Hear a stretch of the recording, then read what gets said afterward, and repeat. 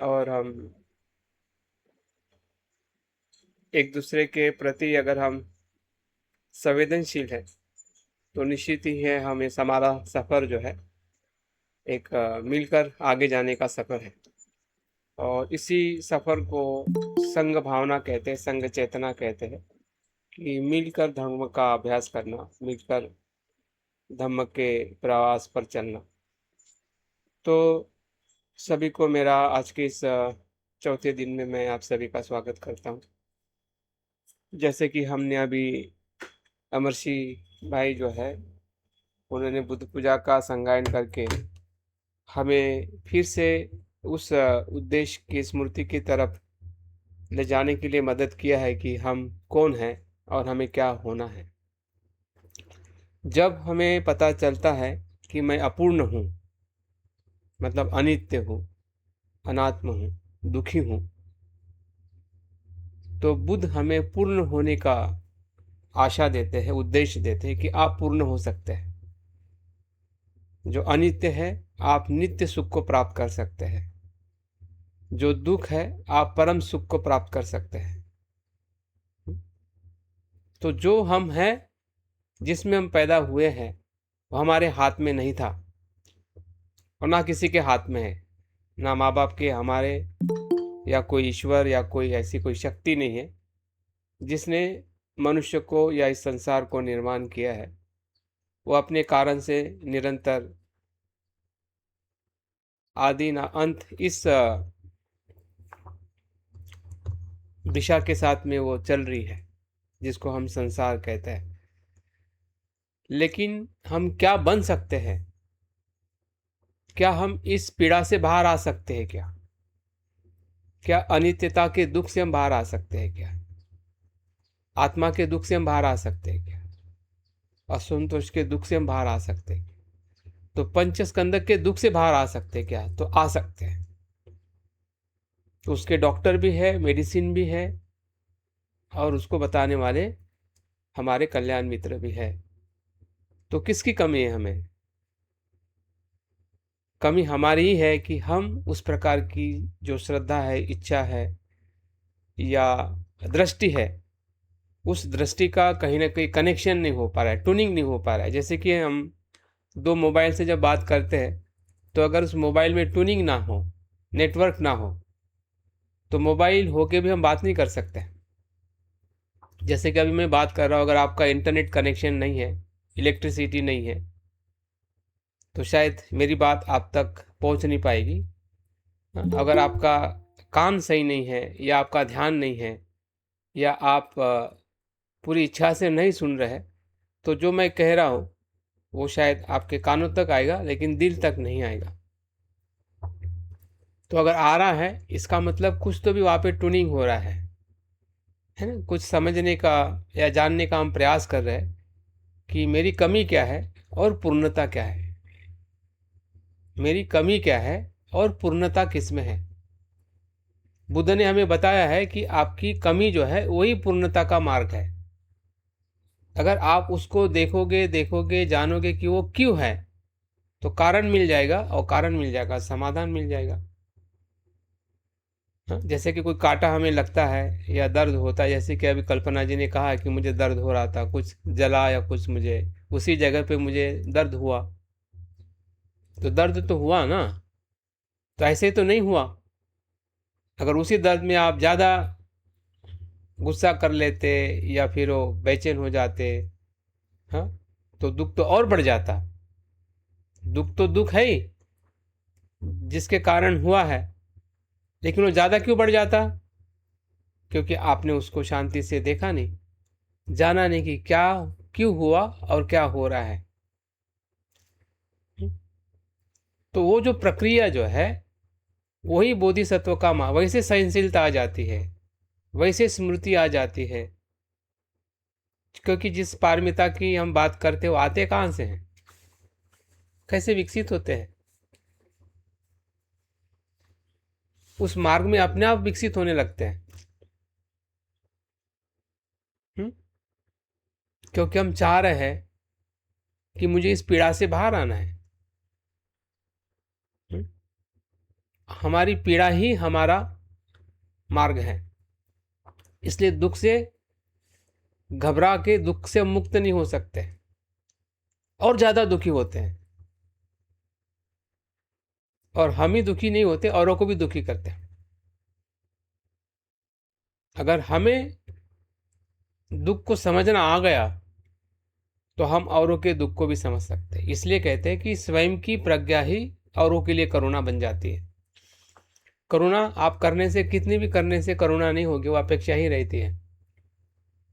लेकिन जब हम अपने दुख को समझते हैं, अपनी पीड़ा को समझते हैं, और हमें समझ में आती है कि ये सही में क्या है वास्तविकता में, सत्य अर्थ में, तो हम औरों को भी मदद करने में जब जाते हैं तो वही प्रज्ञा करुणा में परिवर्तित हो जाती है। तो प्रज्ञा और करुणा का जो मेल जो है, जो बौद्ध धर्म का उच्च स्थान है, केंद्र स्थान है, हाँ, सब कुछ प्रज्ञा और करुणा के अनुभूति से या प्रभाव में आके ही हम मध्यम मार्ग में आ सकते हैं। मध्यम मार्ग प्रज्ञा और करुणा का है। अगर प्रज्ञा है तो करुणा नहीं आ रही है तो प्रज्ञा नहीं है। अगर करुणा है, लग रहा है कि मुझ में करुणा है, लेकिन आप परेशान हो रहे हैं किसी को मदद करने में, तो वो करुणा नहीं है। जैसे कि हम सब रोज के जीवन में ऐसा ही करते हैं। इसका मतलब हमें प्रज्ञा भी है, करुणा भी है, लेकिन उसका मेल नहीं हो रहा है, कनेक्शन नहीं हो रहा है। तो वो कनेक्शन करने के लिए हमें अपने स्व को, वेदना को अच्छी तरह से देखना पड़ेगा कि वेदना सही में क्या है। क्योंकि ये सभी प्रक्रिया के भीतर जो सूक्ष्म जो प्रक्रिया चल रही है, उस प्रक्रिया का अनुभव करना ही विपස්සना है, वही प्रज्ञा है। कि किसी भी घटना के मूल में जाना, मूल में जाने की जो सोच है, चिंतन है, उसकी पहचान है, और उसको वैसे ही स्वीकार करना कि जो आपने भीतर में देखा है। और जब आप स्वीकार करते हैं तो अपने आप भीतर के जितने भी सकारात्मक हमारे चैतसिक है या ऊर्जा है, वो काम में आने लगती है। फिर हमें किसी के लिए मैत्री करने की ज़रूरत नहीं होती, मैत्री हो जाती है। द्वेष करने की ज़रूरत पड़ती है क्या? द्वेष हो जाता है ना। वो हैबिट है। द्वेष करना नहीं पड़ता है, वो आ जाता है। लोभ करना नहीं पड़ता है, वो आ जाता है। तो इसलिए आ रहा है क्योंकि वो मिथ्या दृष्टि के साथ हम कहीं ना कहीं संभ्रमित है, और इसलिए उसका वो धर्म जो है वो अपने कर्म में प्रकट होने लगता है, वैसे ही हमारे कर्म बनते हैं। तो वेदना का अनुभव या वेदना की जो स्मृति है, वही पंचस्कंद को देखने का तरीका है। वेदना से हम बाकी सभी स्कंदों को महसूस कर सकते हैं, क्योंकि वेदना शरीर के साथ में भी जुड़ी है और वेदना मन के साथ में भी जुड़ी हुई है। हमारी जो वेदना जो है वो काया के साथ में भी जुड़ी हुई है, स्थूल स्वरूप में भी है, और वो मन और भावनाओं के साथ में भी जुड़ी हुई है। जो हमें धीरे धीरे, जब हम मन के और अलग अलग घटक को देखेंगे, संज्ञा, संस्कार और विज्ञान, तो हमें पता चलेगा कि वेदना के सिवाय उसको हम समझ नहीं सकते। अगर आपको काया का भी अनुभव लेना है तो आपको वेदना समझनी पड़ेगी कि शारीरिक वेदना क्या हो रही है। जैसे अभी कल्पना जी के उदाहरण में हमें देख सकते हैं कि वो देख रहे थे कि शारीरिक वेदना का क्या अनुभव है, और ये सभी को होता है। ऐसा नहीं कि वो किसी एक व्यक्ति को एक समय में होता है, दूसरे समय में नहीं होता है। ऐसा कोई समय नहीं है जहाँ पे वेदना नहीं है। ढूंढ लीजिए जहाँ पे वेदना नहीं है, ऐसा कोई समय नहीं है। क्योंकि जहाँ स्पर्श है, जहाँ छह इंद्रिय है, जहाँ छह विषय है, तो वेदना तो होनी है। और बुद्धों को भी वेदना होती है। आंखों से देखे क्या उनको वेदना नहीं होती है? जब फूल को देखा होगा उन्होंने, सूरज को देखा होगा, चांद को देखा होगा, स्त्री को वेदना तो होती है, लेकिन उस वेदना में राग नहीं है। हाँ, क्या है? राग नहीं है, द्वेष नहीं है। देखना तो है ही, और देखने से वेदना तो उत्पन्न होगी। आज हमारी वेदना और बुद्ध की वेदना, यही तो सुख और दुख है। हुँ?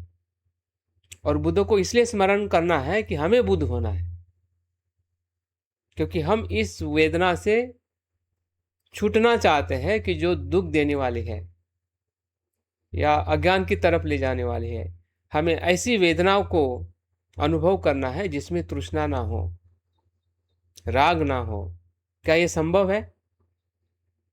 बिल्कुल संभव है।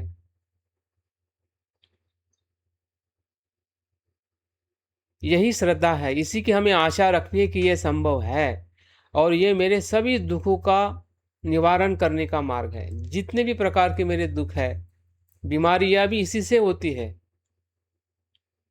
क्लेश जो घर में होते हैं वो भी इसी से होते हैं। देखिए, आप जितने भी आप युद्ध है, झगड़े है, इसी इंद्रियों के तृष्णा से तो होते हैं।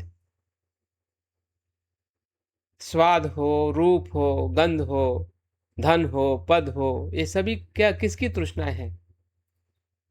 और जितना भी हम समाज में दुख देख रहे हैं, शोषण देख रहे हैं, अन्याय देख रहे हैं, हिंसा देख रहे हैं, युद्ध देख रहे हैं, ये बड़ी बड़ी जो स्वरूप का जो दुख जो है वो इसी में से ही आया है। यही इसका स्रोत है। तो हम कितने मतलब प्रज्ञावान हो सकते हैं अगर एक चीज हमें समझ में आ जाए। अभी फिर से मैं एक उदाहरण देता हूँ कि अभी अमरशिव भाई ने बुद्ध पूजा का संगायन किया। देखिए, इसमें वेदना कैसे निर्माण होती है, किसकी कैसी हुई होगी, मैं आपको देखने के लिए निर्देश या अनुभव बताना चाहता हूँ, जो मुझे भी हुआ, शायद आप लोगों को भी हुआ होगा।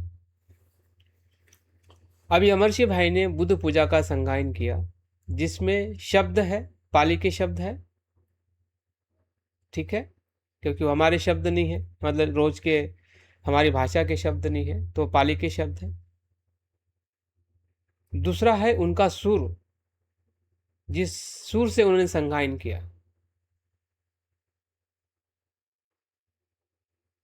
अभी ये शब्द अगर किसी को पता नहीं है पूरी तरह से, तो कैसी वेदना निर्माण करती होगी, किया होगा, जिसको हम तीसरी प्रकार की वेदना कहते हैं, तटस्थ, कंफ्यूजन वाली, अस्पष्ट। जब आप शब्दों को सुन रहे होगे या आप भी संगायन कर रहे होगे, संगायन करने में तो आपको पता है लेकिन अर्थ पता नहीं है, तो अगर अर्थ पता नहीं होगा तो क्या होगा? वो कंफ्यूज करेगी ना, अस्पष्ट रहेगी। कुछ समय के लिए अस्पष्ट हो सकता है कि कुछ शब्द आपको पता हो, कुछ शब्द पता ना हो, या भूल गए होंगे, कल पता होगा, आज पता नहीं है। तो जो अस्पष्ट जो शब्द का अर्थ जो है वो क्या करता है, क्योंकि ये भी इंद्रिय से वेदना हो रही है ना, इंद्रिय से आप सुन रहे हैं कान से, वहां से वेदना निर्माण हो रही है, स्पर्श होने से वेदना हो रही है। तो वो वेदना क्या है आपको समझ में आ गई होगी, तब नहीं आओगी, अभी समझ में आ रही है, हाँ तो इस प्रकार से हुआ है, पहचानिए कि ये तटस्थ वेदना है। लेकिन कुछ शब्द आपको समझ में आ रहे होंगे तो वो सुखद वेदना है, क्योंकि आप उस अर्थों को समझ रहे हैं, आप जान रहे हैं कि आप क्या सुन रहे हैं। अगर आप खुद भी संगायन कर रहे हैं, आपको पता चल रहा है कि मैं क्या बोल रहा हूं, उसका अर्थ क्या है, तो सुखद वेदना हो गई। एक पल के लिए तटस्थ वेदना, दूसरे पल के लिए सुखद वेदना, क्योंकि आपको वो शब्द समझ में आया। जो शब्द समझ में नहीं आया तो वहां पे तटस्थ वेदना। और एक तीसरी वेदना जो है, दुखद वेदना, उन लोगों को हुई होगी जो इस प्रकार के सुर को सुने नहीं और संगायन नहीं कर रहे हो, नापसंद कर रहे कि ये मुझे पसंद नहीं, मैं तो अलग प्रकार से गाता हूँ, मैं अलग प्रकार से सुनता हूँ। मेरा सुर इस प्रकार से नहीं है जिस प्रकार से अमर सिंह भाई ने संगायन किया है। तो कुछ पल के लिए द्वेष भी आया होगा, नापसंद भी हुआ होगा कि ये मुझे पसंद नहीं है। तो आप देखिए कि एक ही विषय के अंदर, विषय तो एक ही है, पूजा का, सुनने का और करने का, लेकिन हर मनुष्य जो आप में से हर समय में, हर क्षण में, हाँ, अगर वो आपको शब्द समझ में आ रहा है तो सुखद सुखद सुखद सुखद वेदना चली होगी, नहीं समझ में आया तो तटस्थ गई होगी। अगर आप नापसंद कर रहे हैं तो कुछ पल के लिए वो दुखद वेदना में परिवर्तित हो।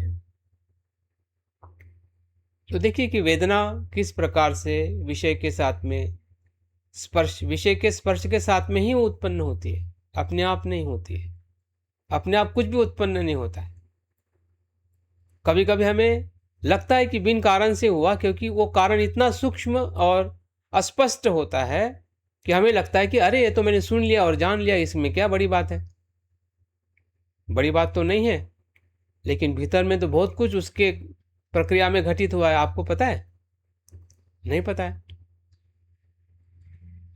तो आप तो ऊपर के बात को इशू बना दोगे कि भैया इस प्रकार से पूजा नहीं होनी चाहिए, ऐसे ही होनी चाहिए। झगड़ा करने, इसी से तो झगड़े होते हैं। झगड़े होने का क्या बड़ा कारण थोड़ी होता है कि आपने ऐसा ही शब्द क्यों इस्तेमाल किया, ऐसे ही क्यों बोला, कि भाई उसका वो लय है उसको वो पसंद है, तुम्हें पसंद नहीं है, तो इसमें झगड़ा करने का क्या कारण। लेकिन वहां पे आपका ईगो हर्ट हो गया, हाँ? कि मैं तो ऐसा ही गाता हूं, उसने भी ऐसा ही गाना चाहिए, तभी वो सही है। भाई ऐसा कैसे सही, उसके कारण सही सही सच और झूठ कैसे हो सकता है? सच झूठ तो अलग है।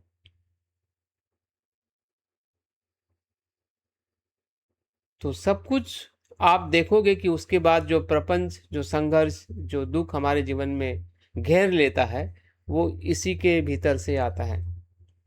अगर ये चीज हमें समझ में आए तो दुख की तरफ हम नहीं जाएंगे, और जो भी दुख अभी तक हमारे जीवन में आया है वो दुख भी चला जाएगा, कि हम थोड़ा भीतर भी तो देखें कि भीतर क्या हुआ था।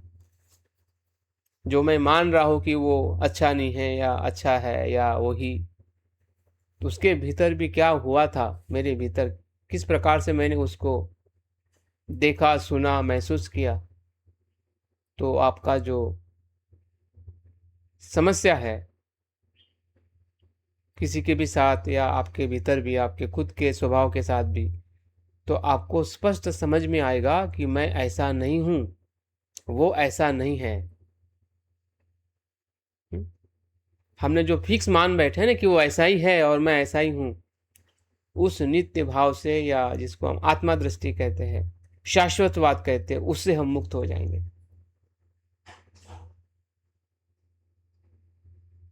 तो हमारा वर्तमान का कर्म भी शुद्ध होगा, और भूतकाल का जो किया हुआ है ना, उससे भी, उस भार से भी हम मुक्त हो जाएंगे।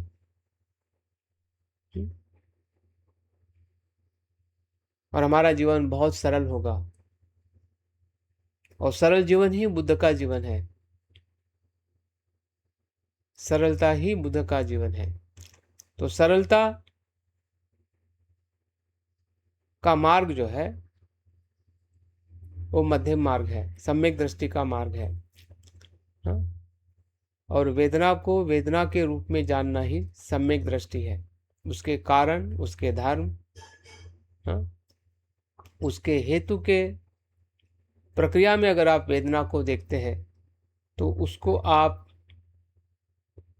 जजमेंटल नहीं देखोगे, नॉन जजमेंटल देखोगे। प्रतिक्रिया नहीं दोगे, आप प्रतिसाद दोगे।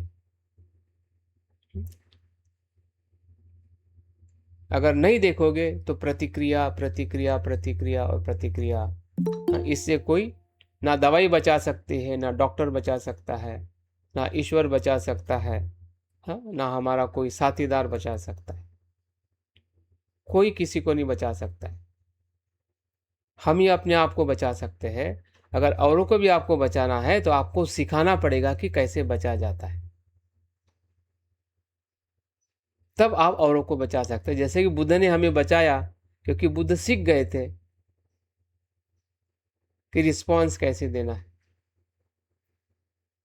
तब जाके उन्होंने 5 लोगों को सिखाया, 60 लोगों को सिखाया, 1000। हाँ? और उनके शिष्य भी औरों को वैसे सिखाने लगे कि भाई इस प्रकार से नहीं, इस प्रकार से जीवन को देखा जाता है। ये सुख है। जिस सुख को आपने सुख माना हो तो दुख से भरा है। अगर वही सुख होता तो सभी इंसान सुखी क्यों नहीं होते? फिर बुद्ध को खोज करने की क्या जरूरत थी? अगर वो सुखी तो हमसे भी ज्यादा सुखी थे। वो तो राजा थे, सुंदर पत्नी थी, धन था, पद था। अगर वही सुख है तो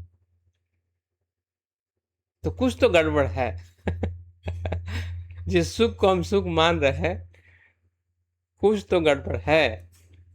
हाँ? और गड़बड़ को समझना ही पंचस्कंद के दुख को समझना है। उस गड़बड़ से हमें बाहर आना है, वही सुख है। उस गड़बड़ में फंसना और उसी को सुख मानना, वो भयंकर गड़बड़ है, भयंकर दुख है।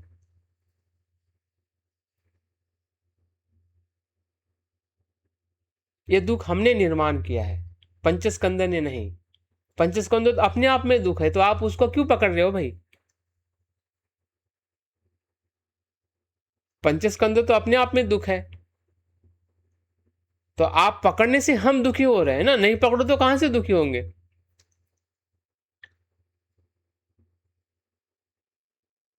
तो ये अज्ञान का दुख है। बुद्ध इसी दुख की बात करते हैं। इस दुख से हमें मुक्त होना है, संसार से नहीं। संसार के अज्ञान से मुक्त होना है, संसार के आसक्ति से मुक्त होना है। इसलिए हमें डरने की जरूरत नहीं है कि भाई अगर मैं इसमें जाऊंगा तो पूरा संसार, परिवार, समाज छूट जाए। कुछ नहीं छूटता है। सब कुछ पूरी ज्यादा शक्ति से वापस आता है। बुद्ध ने सब, सिद्धार्थ ने सब कुछ छोड़ा, लेकिन वो सब वापस मिला ना उनको। और कितना वापस मिला? आज पूरे संसार में वो सम्राट बने। हाँ, बुद्ध तो सबके सम्राट है ना।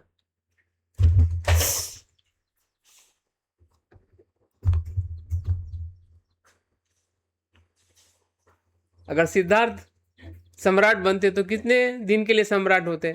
इतिहास में जमा हो जाते। एक राज्य के तो सम्राट बनते ना। आज वो सबके हृदय के सम्राट हैं। तो उन्होंने क्या खोया? कुछ भी नहीं खोया। अगर खोया होता तो सब कुछ चला जाता। कहाँ है? क्या गया? बुद्ध का कुछ भी नहीं गया। आज उनके वजह से उनके पिता को भी याद करते हैं, पत्नी को भी याद करते हैं, पुत्र को भी याद करते हैं। बताइए कौन किसके पुत्र, पत्नी और पिताजी को याद करता है? हम अपने माता पिता को कितना याद करते हैं,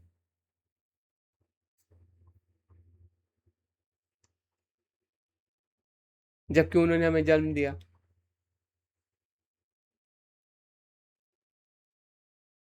तो कौन बड़ा है? कौन सा सुख बड़ा है? तो हम संसार छोड़ने वाले नहीं हैं। संसार में सुख से रहने वाला है। बताइए लोगों को, क्योंकि सबसे ज्यादा संभ्रम इसी से आता है कि गृह त्याग करना ही है, करना ही पड़ेगा, तभी हम सुखी होंगे। तो गृह त्याग किसका करना है और किसका नहीं करना है, हमें समझ में आना चाहिए। हमें घर का त्याग नहीं करना है, समाज। और इसलिए बहुत सारे लोग ध्यान नहीं करते, विपස්සना नहीं करते। बाबा साहब का नाम लेके कहते हैं कि भाई विपස්සना करेंगे तो सामाजिक समस्या को हम छोड़ देंगे, समाज कहाँ जाएगा। ये सम्यक दृष्टि है? ये तो मिथ्या दृष्टि है। ये बोधिसत्व का मार्ग है। ये बाबा साहब ने कहा, जिया। ये हम समझ रहे हैं बाबा साहब को, बौद्ध धर्म को। ऐसा तो बाबा साहब ने नहीं कहा ना। वैसे वो जिए, उनका भी परिवार था, समाज में रहे। लेकिन कैसे रहे? अहंकार से दूर, आसक्ति से दूर, द्वेष से दूर। क्या उनको द्वेष नहीं आता था?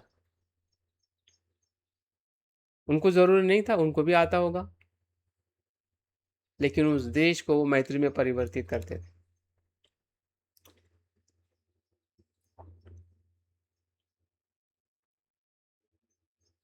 तो वो वेदना ही थी। उनके पास क्या था? दूसरा कुछ था क्या? वेदनाओं से सब कुछ उनके जीवन में आया होगा या आता है। हाँ, ऐसा नहीं कि बुद्ध का शरीर अलग है और हमारा शरीर अलग है, वही शरीर है, पंच स्कंदों से बना हुआ, वही मैं है उनका, वही मैं हमारा है।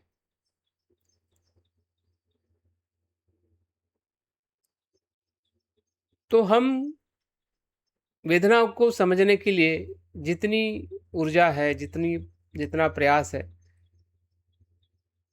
हम हर समय कर सकते हैं, क्योंकि हर समय में वेदना होती है। जब चाहो तब आप वेदना को पहचान सकते हैं, और जैसा पहचान लिया वहां से आपको मार्ग मिल सकता है। हाँ, जितने भी खोजें हुई है विज्ञान में, सब वेदनाओं से हुई है। इंसान को वेदना हुई तभी तो पहिया निकाला ना। हाँ, तभी तो आग निकाली, तभी तो घर निकाला। हाँ, तभी तो धन आया, तभी तो विज्ञान आया, तभी तो टेक्नोलॉजी आई। अगर वेदना ही नहीं होती तो सोचिए कि वेदना नहीं है, चलो वेदना है, वेदना की पहचान नहीं है। प्राणी जगत में क्या है, प्राणी तो प्राणी है, उनमें भी वेदना है, लेकिन वो पहचान नहीं पा रहे कि वेदना सुखद है या दुखद है। वेदना की उनकी जागृति नहीं है जितनी जागृति मनुष्य में है। वेदना तो उनको भी है, वनस्पति को भी है, बैक्टीरिया को भी है, हर जीव को है। हाँ, और इसलिए जब मैं कल बता रहा था कि जो हमारी कॉन्शसनेस मनुष्य की और वनस्पति और प्राणियों की कॉन्शसनेस में कहाँ तक समानता है और कहाँ से हम अलग है, वेदना तक हम एक जैसे ही है। हाँ, फिर वो चींटी की वेदना हो, प्राणी की हो, वनस्पति की हो, जैसे उनको वेदना होती है वैसे ही हमें वेदना होती है। लेकिन हम वेदना को पहचान पाते हैं, कैटेगराइज कर पाते हैं, नाम दे पाते हैं कि ये सुखद है, दुखद है या तटस्थ है।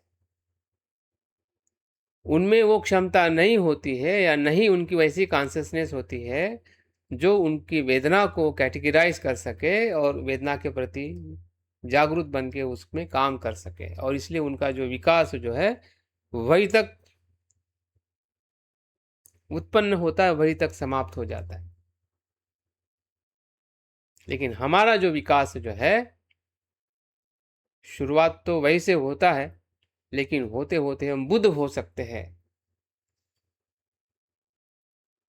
ये प्राणी जगत, इवन देव जगत में भी संभव नहीं है, सिर्फ मनुष्य जगत में संभव है। तो हम कितने महत्वपूर्ण है, हमारा जीवन या हमारा जन्म जो है।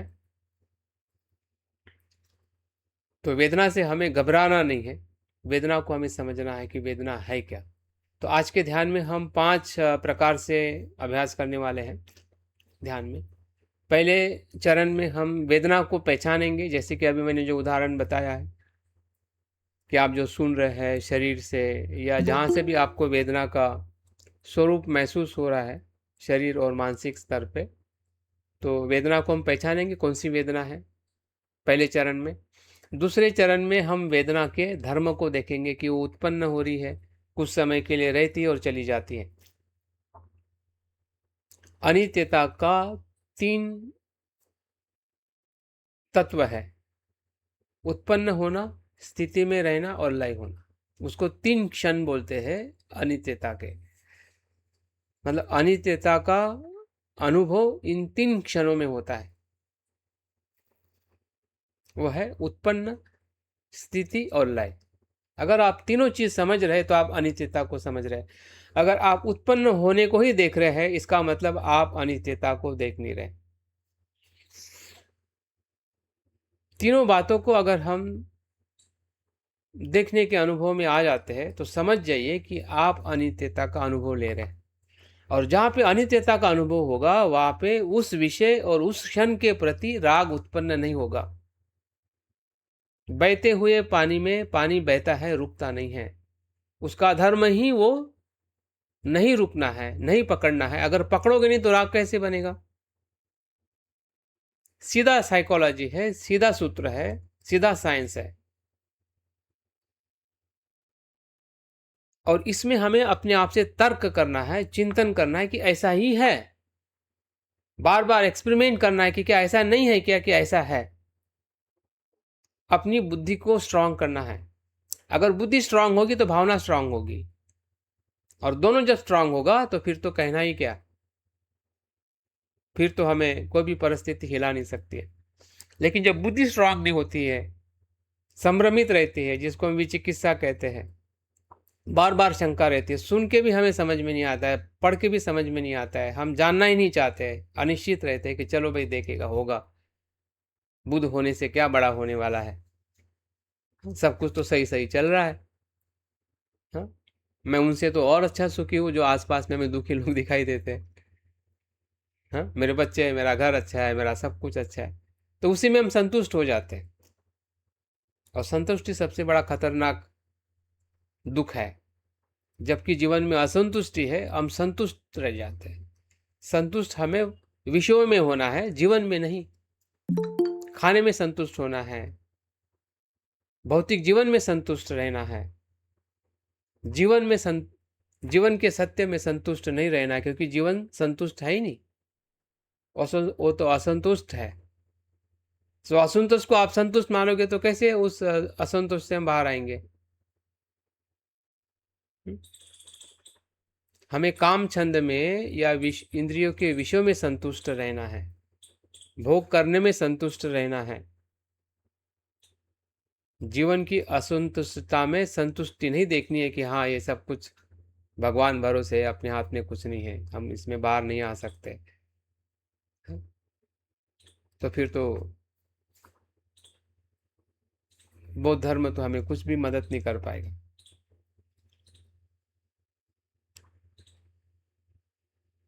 तो इसलिए अनित्यता में हमें तीन तत्वों को देखना है कि वो उत्पन्न हो रहा है, स्थिति में है कुछ समय के लिए, और बाद में वो लय हो रहा है। तो ये दूसरे चरण में हम उसका अभ्यास करेंगे। तीसरे चरण में थोड़ा हम और सूक्ष्म अभ्यास के तरफ जाएंगे कि ये इसका कारण क्या है, प्रक्रिया क्या है, कि ये उत्पन्न स्थिति और लय हो रहा है तो इसमें क्या मैकेनिज्म क्या है, हेतु क्या है। अगर जब हम अनित्य को देखते हैं, जैसे कि हमने फूल को गिरते हुए देखा तो अनित्य का अनुभव हुआ, तो क्या इससे अनित्यता समझ में आएगी? नहीं समझ में आएगी। आपको कारण ढूंढना पड़ेगा कि भाई ऐसा क्यों हुआ, क्या कारण था, ये फूल गिरा ही क्यों, पत्ता गिरा ही क्यों। तो आपको पता चलेगा कि उस फूल को गिरने के बहुत सारे कारण हैं। एक तो खुद उसका पेड़ है, पेड़ में अगर उसको जब ऊर्जा नहीं मिलती, ऐसे पत्ते को सूख जाते हो, गिर जाते हैं। बाहर का वातावरण है, या उसका कुछ समय के बाद में गिरना पूरी तरह से धर्म है, प्रक्रिया है। तो सब कारणों के साथ जब आप उसको देखोगे कि हाँ इस कारणों के कारण ही गिरा है, ऐसे चमत्कार नहीं हुआ कि फूल गिर गया, पत्ता गिर गया और हमने मान लिया कि अनित्य है, तो उससे अनित्यता बोध नहीं होगा। तो इसलिए हमें उसके कारण को हम देखेंगे चौथे में। और पांचवें में हम अनात्म भाव को देखेंगे कि उसमें क्या मैं हूं, मेरा है, स्वामित्व है मेरा। जो चीज अपने कारण से उत्पन्न हो रही है, जो कारण मेरे ही हाथ में नहीं है, मेरे नियंत्रण में नहीं है, तो मैं मेरा कैसा हो सकता है। अगर जब मैं मेरा नहीं है तो उससे मेरा राग कैसे होगा, जब तक तो मैंने राग ही किया है, उस वेदनाओं के साथ मैंने राग ही किया है, आसक्ति ही की है कि ऐसा हो ऐसा ना हो। आसक्ति है क्या? नियंत्रण है।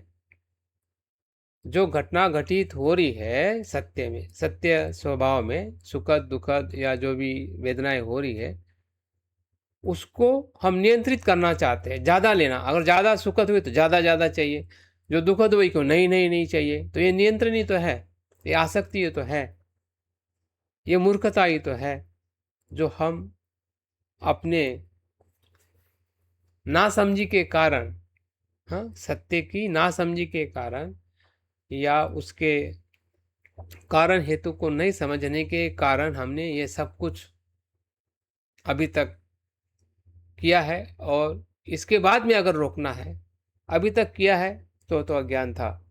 उसका हमें अफ़सोस नहीं करना है कि मैं बुरा था, कि मैंने पाप किया, अभी मैं क्या करूँ? लेकिन अभी पता चल रहा है कि इसके कारण मैंने किया था, जबकि ऐसा कुछ इसमें था ही नहीं। ये तो मूर्खता थी। मेरी मूर्खता से मुझे बाहर आना है। तो वही जो आसक्ति जो है, वो अनासक्ति धर्म में परिवर्तित हो जाएगी। आपको अनासक्ति करनी नहीं है। हम अनासक्ति करने का कितना भी प्रयत्न करें, हम अनासक्त नहीं हो सकते। हो जाती है। उसका धर्म, अनित्य का धर्म ही अनासक्ति है। उस वहां पे अनासक्ति, आसक्ति टिक ही नहीं सकती है, वहां पे होती ही नहीं है। अनित्य धर्म में आसक्ति होती ही नहीं है। लेकिन जब अनित्य धर्म को हम नित्य मानते हैं, उसके कारण आसक्ति का निर्माण हो जाता है। और इसलिए बुद्ध कहते हैं कि आपके मूर्खता से आपने ये आसक्ति निर्माण की है। सत्य का धर्म आसक्ति निर्माण करना नहीं है। सत्य का धर्म जो है अनासक्ति, विराग और मैत्री, करुणा और जो शुद्ध भाव को निर्माण करना है, अशुद्ध भाव और क्लेश को निर्माण करना नहीं है। तो यहाँ से बुद्धत्व का मार्ग शुरू हो जाता है। हाँ, जो हम मध्यम मार्ग या सप्तबोधांग अष्टांगिक मार्ग, जिन मार्गों को भी हम शील समाधि मार्ग जो भी हम सुने हैं, पढ़े हैं, वो कहाँ से शुरू होता है हमें पता होना चाहिए ना। इसी वेदना के लगाव से संसार का मार्ग होता है, और इसी वेदना के अनित्यता बोध अलाव अलावक से या अनासक्ति से निर्वाण का मार्ग शुरू होता है। दोनों मार्ग हमें दिखने लगते हैं, फिर भी हमारी चॉइस है कि क्या हमें इस मार्ग में जाना है या इस मार्ग में जाना है। अगर उसमें भी हम अस्पष्ट रह जाते हैं तो समझ जाए कि हमारे मन में फिर से कुछ शंका है। हम निश्चय नहीं कर पा रहे हैं कि ये मार्ग में जाना है या ये मार्ग। अगर निश्चय कर लिया तो समझ जाइए कि हम बुद्ध के मार्ग पर चल पड़े हैं। तो हम इस प्रकार से पांचों स्तर को हम अभ्यास करने वाले हैं। तो अभी बैठक को ठीक कर लीजिए। देखते हैं, हमारे पास में 25 मिनट है। 25 मिनट में हम 5-5 मिनट की हम स्टेप्स करके इस पांचों स्तर में हम वेदनानुपश्यना का अभ्यास कर रहे हैं। तो अपनी बैठक को फिर से एक बार देख लीजिए। आपके हाथ पैर गर्दन ज़्यादा झुकी ना हो, सीधी हो। आपके शरीर के बाहर के सभी अंग तनाव मुक्त है। जहाँ तनाव है वहाँ पे दुखद वेदना है, जहाँ तनाव नहीं है वहाँ सुखद वेदना है। यही से वेदनाओं का अनुभव हमें हो रहा है। हमारी बैठक से हमारे हाथ पैर गर्दन, जो होने वाला कपड़ों का स्पर्श है, हवा का स्पर्श है, या जो मैं बोल रहा हूँ ध्वनि का स्पर्श है, हर जगह से वेदना ही वेदना है। कुछ वेदना सुखद है, कुछ वेदना दुखद है या कुछ वेदना तटस्थ है, अस्पष्ट है। सभी वेदनाओं का ही अनुभव है।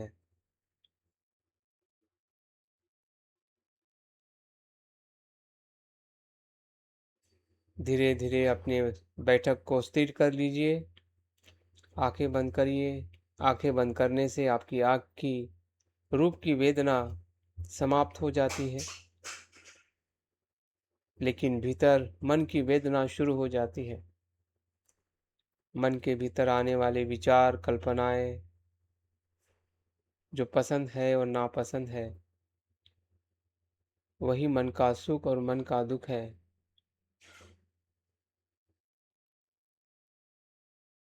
पूरा प्रवाह ही प्रवाह है।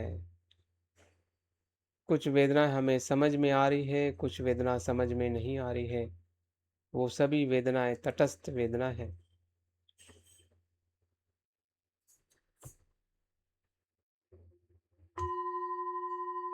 ध्यान के प्रथम चरण में वेदना की सामान्य स्मृति, पहचान, उसे जानना है। जैसे हम सांस को जानते हैं, सांस आ रही है, जा रही है, उसकी गति को जानते हैं, उसके स्पर्श को जानते हैं, उसी प्रकार से वेदना भी आ रही है। कहाँ से आ रही है, किस इंद्रिय से वेदना आ रही है, कौन सी वेदना है। जैसे आप शब्दों को सुन रहे हैं, ध्वनि कान से आने वाली वेदना है, शब्दों की, शब्दों के साथ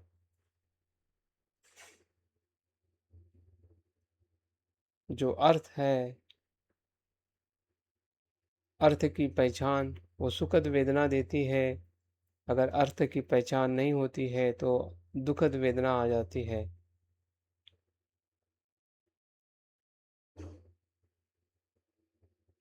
देखिए, हर जगह से वेदना ही वेदना है। जो भी अनुभव में जिस प्रकार की भी वेदना आ रही है, उसी वेदना को पहचानिए।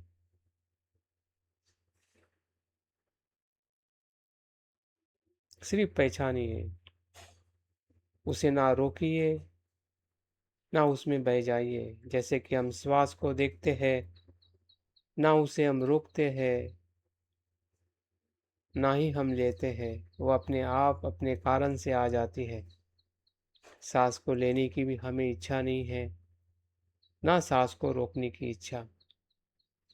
वैसे ही ना वेदना को हमें इच्छा करनी है कि वेदना आनी है, इस प्रकार की उस प्रकार की, वो अपने आप आ रही है। क्योंकि उसका कारण है हमारे 6 इंद्रिय और 6 विषय। उसकी सफलता में हम बाद में जाएंगे। अभी सिर्फ वेदना को पहचानिए कि वेदना है क्या, कहाँ पे हो रही है, किस प्रकार की हो रही है, उतना ही देखें। धीरे धीरे हम गहराई में जाते हैं। प्रारंभ में सिर्फ उसको पहचानिए। क्या वो शरीर की वेदना है या मन की, सुखद है या दुखद।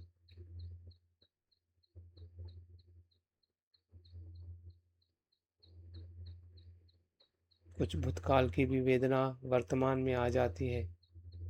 हमने किए हुए कर्म का सुखद और दुखद परिणाम, वो भी वेदना ही है।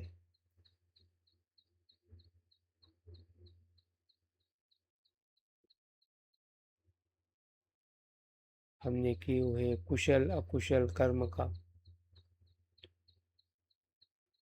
विचार आना भी वेदना है।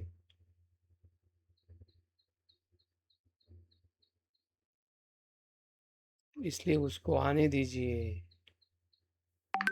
अभी डरिए मत, उसके भीतर मत जाइए। सिर्फ बादल को देखिए कि वेदनाएं सभी बादल की तरह है।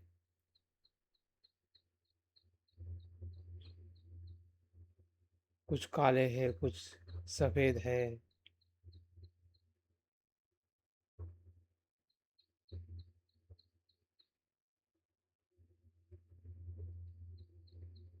एक पल के लिए सुखद है या दूसरे पल के लिए दुखद, ऐसी भी वेदनाओं का आना जाना है। कभी सुख वेदना से सुख वेदना में हम अनुभव कर सकते हैं, या कभी दुख में से दुख में, दुख में से सुख में। जिस क्षण में जिस प्रकार की भी वेदना हमें अनुभव हो रही है, उसको वैसे ही देखें।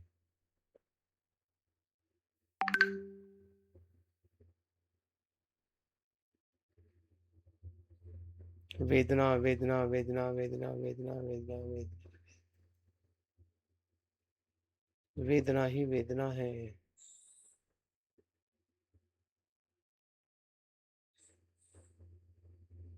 वेदनाओं का समूह है, इसलिए उसको वेदना स्कंद कहते हैं। अनेक वेदनाओं का संग वेदना स्कंद है।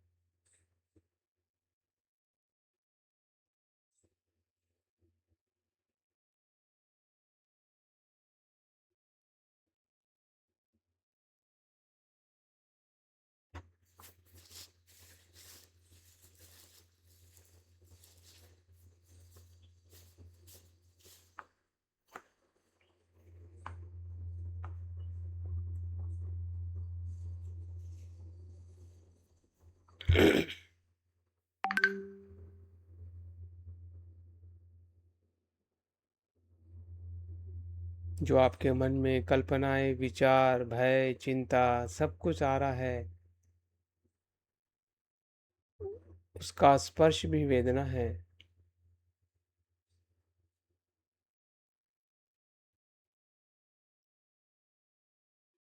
शरीर के बाहर और भीतर होने वाला स्पर्श भी वेदना है।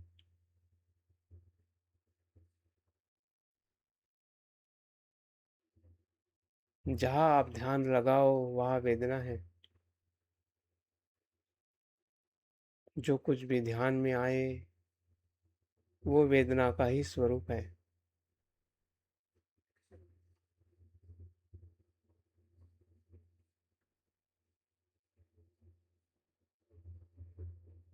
क्योंकि वेदना ही अनुभूति का प्रारंभ है। जो भी हम अनुभूति करते हैं, सुख दुख सभी अनुभूति वेदनाओं से ही प्रवेश करती है।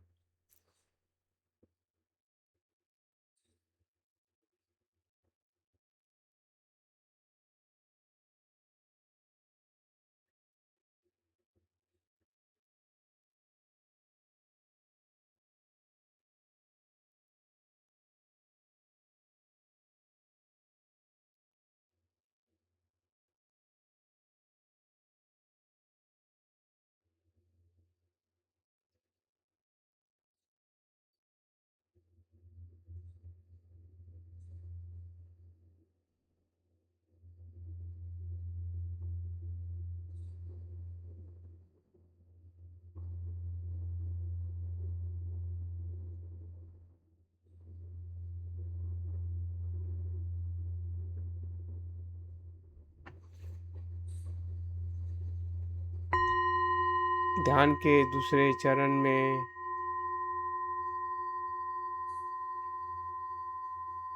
थोड़ा हमें और गहराई में जाने का प्रयास करना है। जिस क्षण में जो वेदनाएं हमें अनुभव हो रही है, फिर वो काया की दुखद वेदना हो या सुखद मन के विचारों में भी शुद्ध विचार हो या अशुद्ध,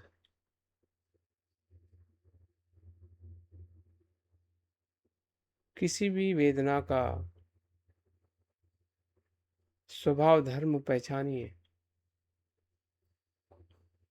जैसे हम सांस के स्पर्श को देखते हैं, ठंडा स्पर्श, गरम स्पर्श। ठंडा स्पर्श ही सुखद वेदना का अनुभव है और गरम स्पर्श दुखद वेदना का अनुभव है।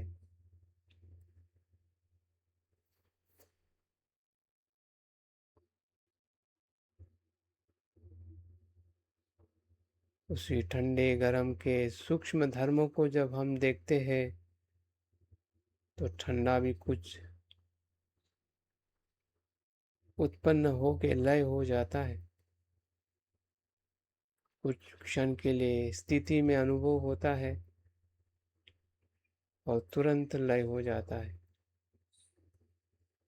गरम भी स्पर्श होता है, कुछ क्षण के लिए स्थिति में रहता है और चला जाता है।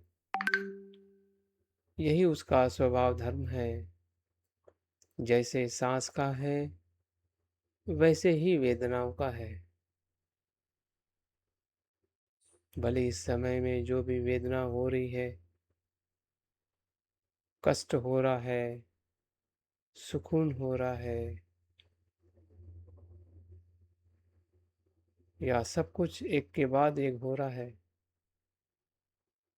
या हम किसी एक ही वेदना में अनेक समय तक निरंतर रह सकते हैं या हो सकते हैं, या पल पल में वेदनाओं का रूपांतरण हो सकता है। कभी दुख में से सुख में, सुख में से दुख में, कुशल में से अकुशल में, कुशल में से कुशल, या कुशल कुशल कुशल कुशल कुशल में, सुख सुख सुख सुख सुख में। देखिए उसकी निरंतरता क्या अनित्य बोध करा रही है। क्या उस पल में अनित्य है या नित्य?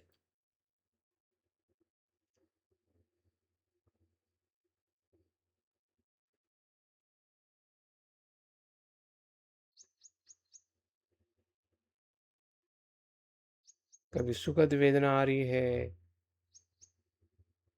कुछ समय के लिए ठहर रही है और चले जा रही है, फिर दुखद वेदना आ रही है, फिर भी कुछ समय के लिए ठहर रही है और उसके बाद फिर से सुखद वेदना आ रही है।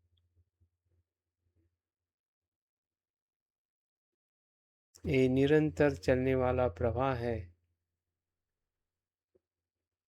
कोई भी वेदना अपनी जगह पर स्थिर लगती है लेकिन होती नहीं है। लगना उसका भ्रम है और होना उसका धर्म है। जो लग रहा है वो सत्य नहीं है, जो हो रहा है वो सत्य है।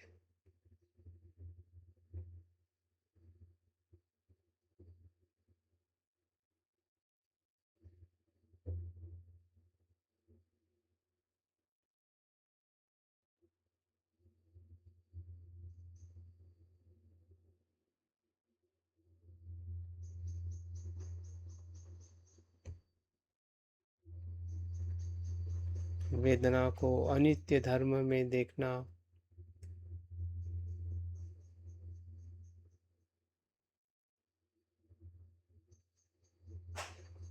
ये हमारी वेदना की जागृति है।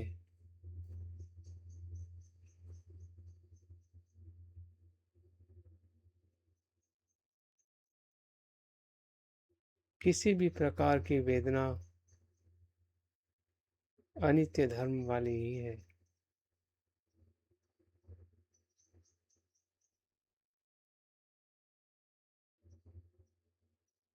और इसलिए हम किसी भी वेदनाओं से बेचैन नहीं हो रहे हैं, प्रतिक्रिया नहीं दे रहे हैं। हम शांत और स्थिर और एकाग्रता से अनुभव कर रहे हैं कि वेदना आ रही है, वेदना जा रही है। फिर वो सुखद वेदना हो या दुखद,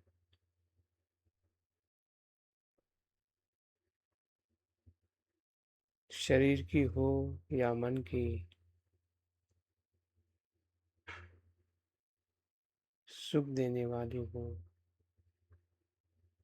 या दुख देने, दोनों में भी हम शांत है, तटस्थ है, क्योंकि हम अनित्यता को देख पा रहे हैं।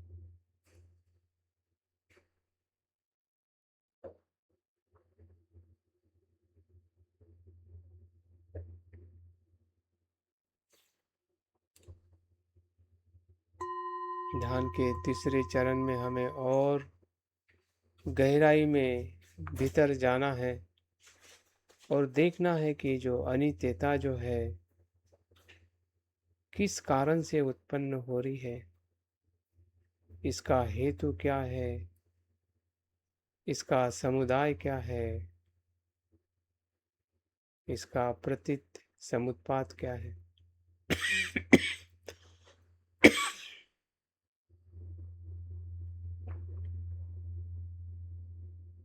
जो भी वेदना हो रही है वो किसी न किसी इंद्रिय के विषय के संपर्क से ही हो रही है। पहचानिए कि आज चक्षु का है, चक्षु तो बंद है। क्या ये स्रोत का है? हाँ, हम सुन रहे हैं तो कुछ वेदनाएं सुनने से हो रही है। आपको मेरे शब्द कभी अच्छे भी लगते होंगे, कभी अच्छे नहीं भी। आप पसंद भी करते होंगे, तो वो सुखद वेदना को निर्माण करते हैं। अगर आपको ऐसा लग रहा है कि ये आपके लिए अवरोध है, तो दुखद वेदना निर्माण कर रहे हैं। पहचानिए, वेदना होने का एक विशेष प्रक्रिया है। आपका कान का होना, ध्वनिक शब्द का होना और उससे स्रोत विज्ञान उत्पन्न होना।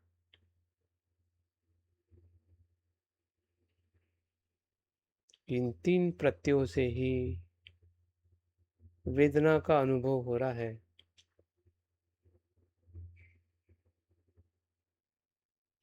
ये तीन प्रत्यय है, इसलिए अनित्य है।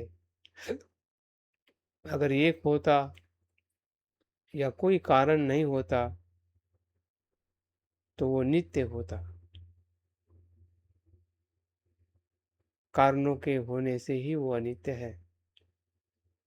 वो अपने आप अनित्य नहीं है, अनित्य का भी कारण है। एक कारण नहीं है, एक से अधिक कारण से ही अनित्य है। सिर्फ चक्षु से वेदना नहीं होती है, उसके साथ विषय होने से ही वेदना उत्पन्न होती है। जैसे मैं बोल रहा हूँ, आप सुन रहे हैं, तब तक ही सुनने की वेदना निर्माण होगी। अगर मैं बोलना बंद कर देता हूँ तो आप दूसरी वेदना का आप अनुभव करोगे। शरीर के भीतर कुछ तनाव है, दर्द है, तो वहाँ से भी आपकी काया के जकड़न के कारण या खुजली आ रही है, हवा के कारण, आपकी त्वचा के कारण जो आप जान रहे हैं, वही आपका काया विज्ञान है, वही वेदना है। सुखद हो सकती है या दुखद। इसी प्रकार से हर एक इंद्रियों के विषय के साथ जो स्पर्श हो रहा है और विज्ञान उत्पन्न हो रहा है, उस इंद्रियों का वो सभी वेदनाओं का समुदाय है।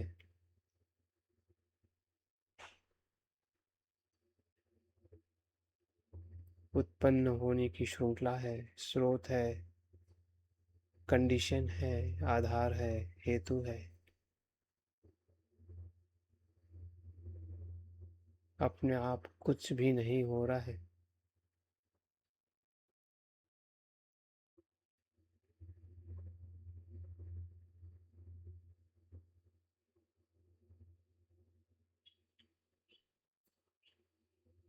यही वेदना की अनुभूति है। उसके हेतु प्रत्यय में अनुभव करना।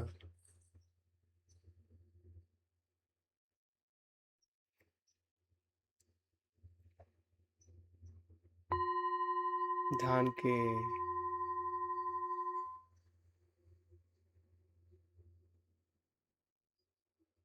अंतिम चरण में इसी वेदना को हमें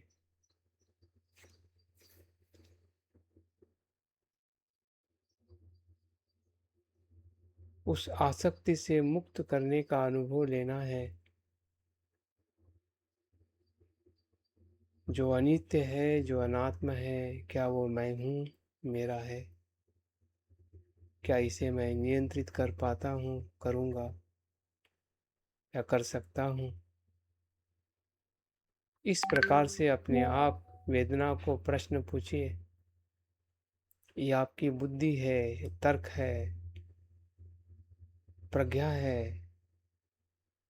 प्रज्ञा से ही अज्ञान को तोड़ा जा सकता है।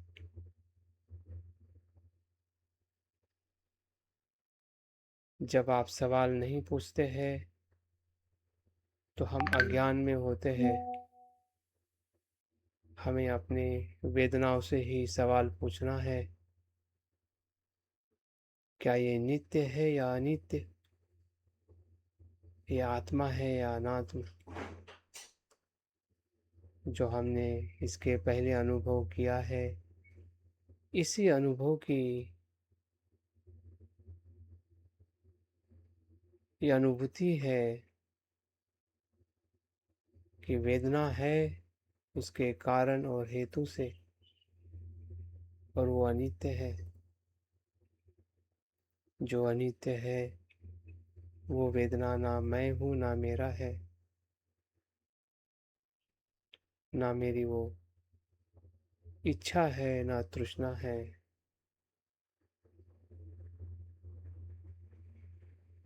उस वेदनाओं के प्रति विराग उत्पन्न हो रहा है, निर्वेद उत्पन्न हो रहा है।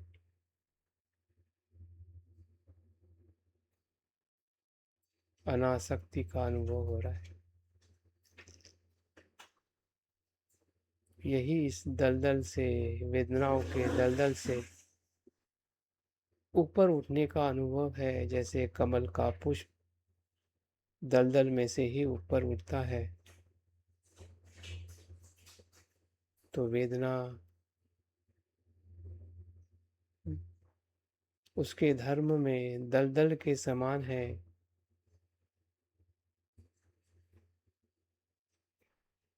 और ऐसे दलदल में अनासक्त होना कमल की तरह है।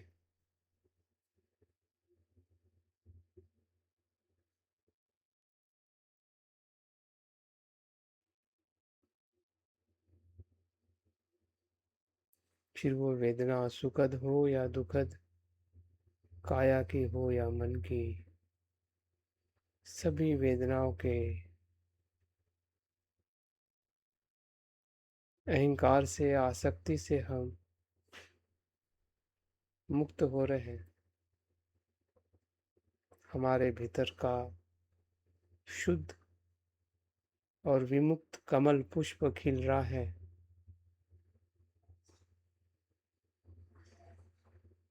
और खिलते खिलते पानी के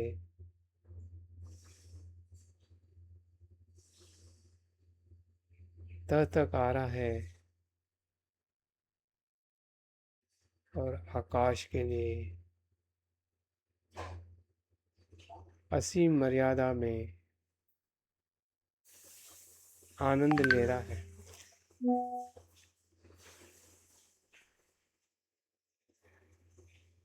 वेदनाओं के साथ में होते हुए भी वेदनाओं से मुक्त है, क्योंकि वो अनित्य है, अनात्म है।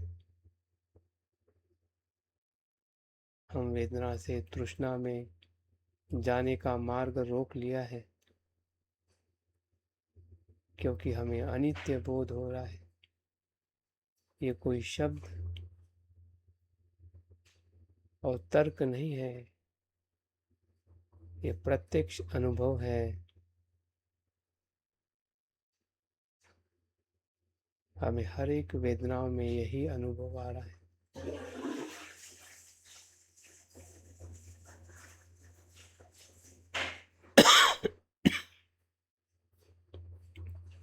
एक तरफ अनित्यता का, दूसरी तरफ विमुक्ति का, अनासक्ति का।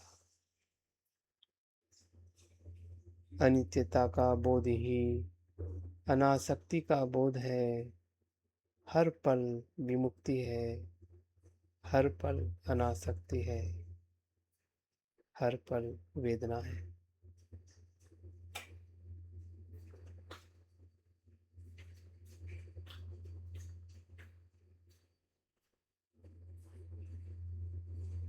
जिसमें मेरा कल्याण हो रहा है, मैं मुक्त हो रहा हूँ, और इसी मुक्ति को मैं सभी जीव मात्रा के लिए समर्पित कर रहा हूँ कि वो सभी का कल्याण हो, सभी इस सत्य को जागृति से और अनित्यता बोध से प्राप्त करें। यही मेरी मंगल भावना है। और इस मंगल भावना से जब हम किसी को प्रत्यक्ष रूप में मदद करते हैं, वही करुणा है। प्रज्ञा से मैत्री और मैत्री से करुणा।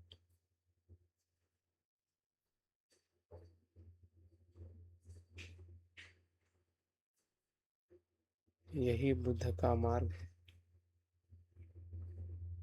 बुद्ध की शरण है, बुद्ध की पूजा है कि मैं और हम सभी बुद्ध बने, सभी का मंगल हो, सभी सुखी हो, सबे सता सुखी होन्तु, सबे सता सुखी होन्तु, सबे सता सुखी।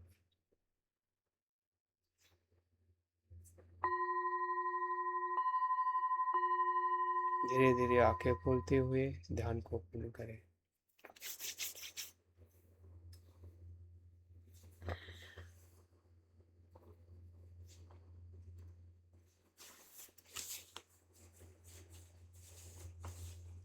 तो वेदना होना अच्छा है, क्योंकि वेदना की अनित्यता विमुक्ति का मार्ग है, और वेदना की नित्यता का भाव दुख का कारण है।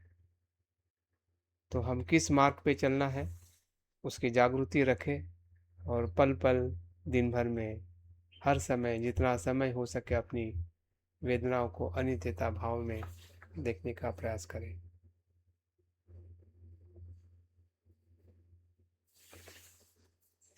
ठीक है, बहुत बहुत साधुवाद। थैंक यू भाई। बहुत बहुत पुण्य को नमो बुद्धाय। जय श्री नमो।